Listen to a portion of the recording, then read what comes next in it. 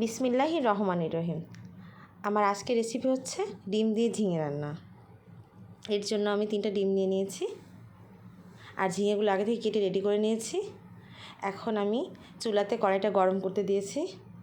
কড়াইতে সামান্য তেল দিয়ে দিলাম। তেলটা গরম হয়ে আসছে। এখন আমি আগে থেকে কেটে রাখা কিছুটা পেঁয়াজ কুচি দিয়ে দেব। ফালি করে চিড়ে রাখা কাঁচা মরিচগুলো দিয়ে দিলাম। খুব ভালো মতো নেড়ে চেড়ে এটা ভেজে নেব।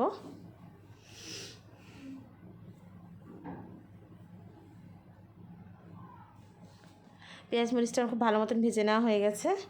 এই পর্যায়ে আমি ডিমগুলো একটা একটা করে দিয়ে দেব।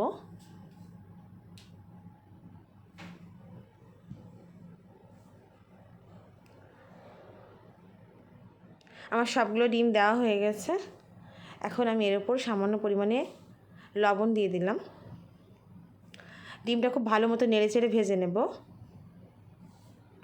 সামান্য পানি দিলাম। এরপরে সামান্য পরিমাণে হলুদের গুঁড়া,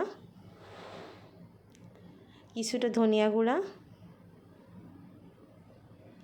জিরে গুঁড়া,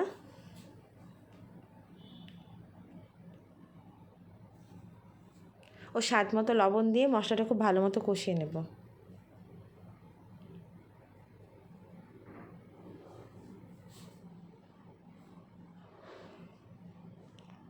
ডিম সহ মশলাটা আমার খুব ভালো মতন কষানো হয়ে গেছে। এখন আমি আগে থেকে কেটে রাখা ঝিঙেগুলো দিয়ে দিলাম। ঝিঙেটা এই ডিমের সাথে আবারও কষিয়ে নেব।